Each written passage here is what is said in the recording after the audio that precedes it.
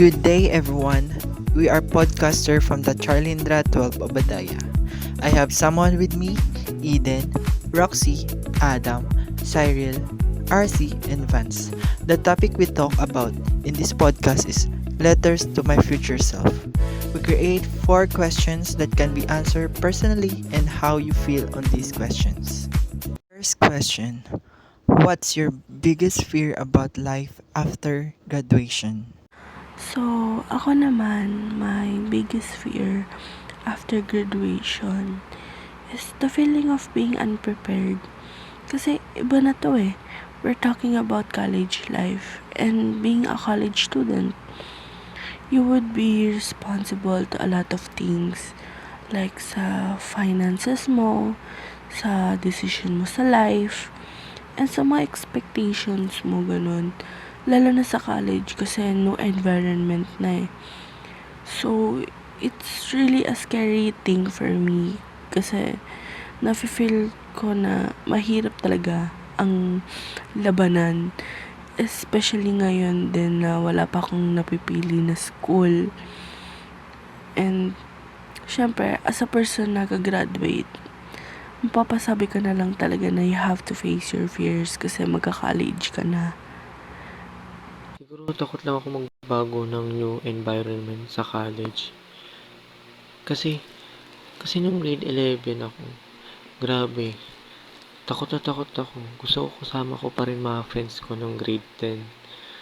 Parang ayoko may ibang klase.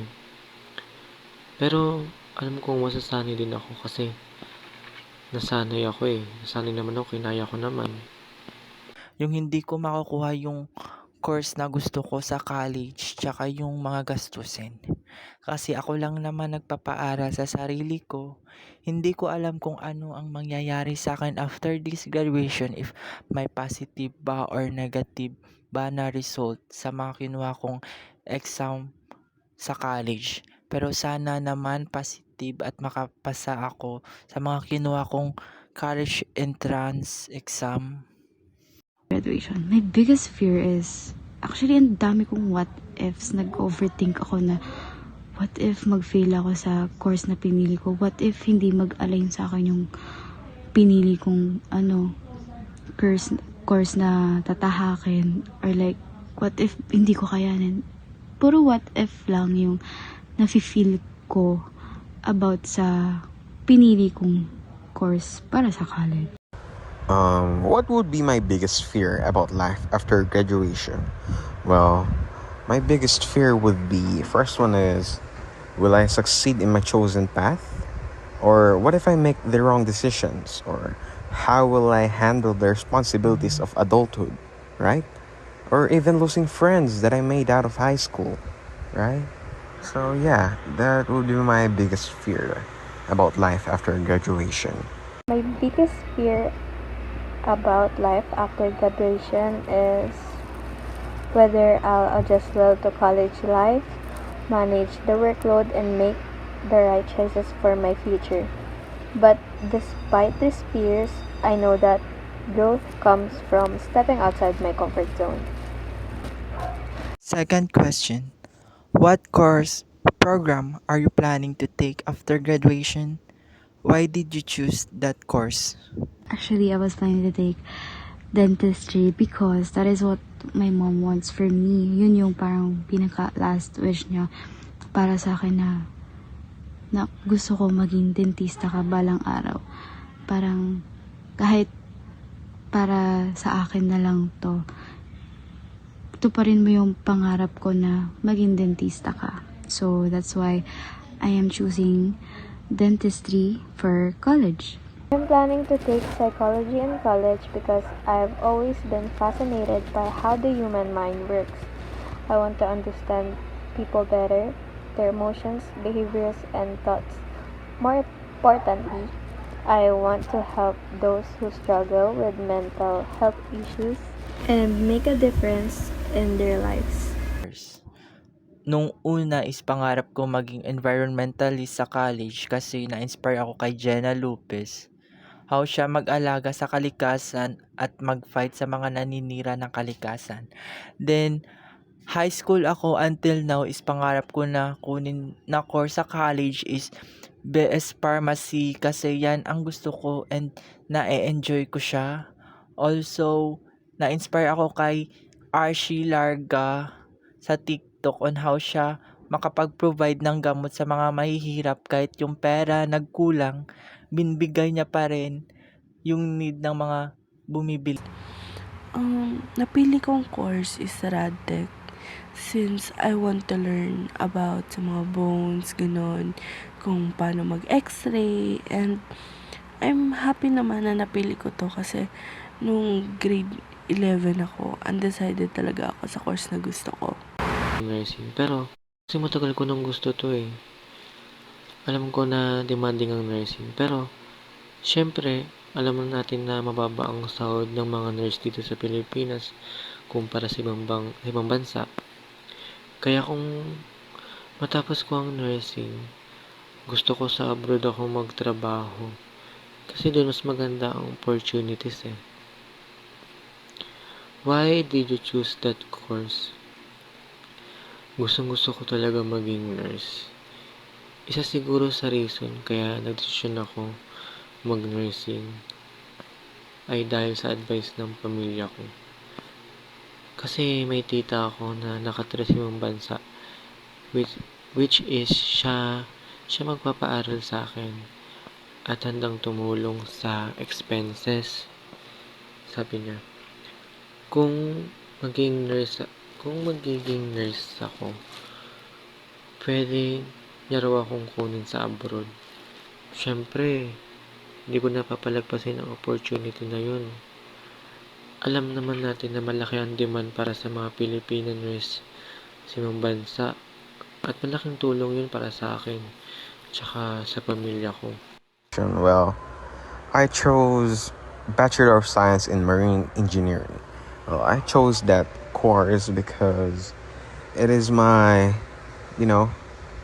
dream course ever since I was an elementary student, because my tito, who is a seaman, and I idolized him, and because of that I decided to continue his path, and yeah, that is the course that I have chosen.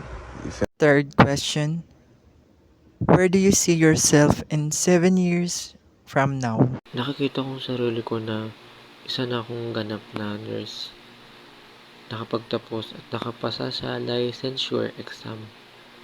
Siguro, magtatrabaho muna ako dito sa Pilipinas bago magtrabaho sa abroad. Alam ko na malaki ang sahod sa ibang bansa at makakatulong ako sa pamilya ko.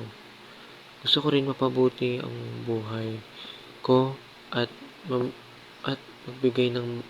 maibigay magandang future para sa sarili ko. I think 7 years from now, I see myself in the field where I belong and have my own drugstore that can provide basic needs for the Filipino community. Also, I claim 7 years from now, I will become a successful pharmacist. I see myself being the woman that I wanted to be. Being the woman that my mom wanted me to be.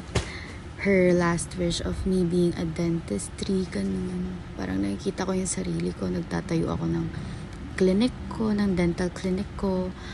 Nagbubunot ako ng ipin ng mga tao, naglilinis ako. Like, alam mo yun, parang nakikita ko yung sarili kong natutupad yung mga pangarap ng mommy ko para sa akin. Ayun. In 7 years, I can see myself being a successful woman, as my mother always wanted.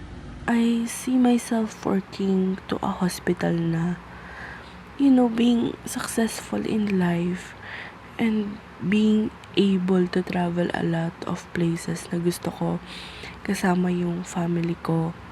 And I also see myself happy in the future na I'm strong, happy, and stable. Well, I probably don't know yet because I don't know what's coming after graduation or whatever, because I have to work hard, study hard to fulfill my dreams, Yeah, that's probably it. Last, what message would you give to your future self? And my message to my future self is I hope you'll stay strong through the challenges in colleges and will never give up on your dreams. Please remember why you started this journey in the first place. No matter how tough things get, always believe in yourself. Last thing is, what message would I like to give about my future self? Well, study hard, work hard, fulfill your dreams, never stop, you know. Just keep on fighting. Feel me? That's basically it. Thank you. I wanna say sa aking future self na life may have unexpected challenges or problems, but remember how far you've come, and also trust the process lang.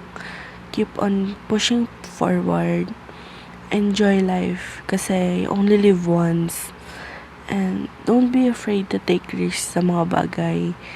And lastly, don't settle for less kasi you deserve better.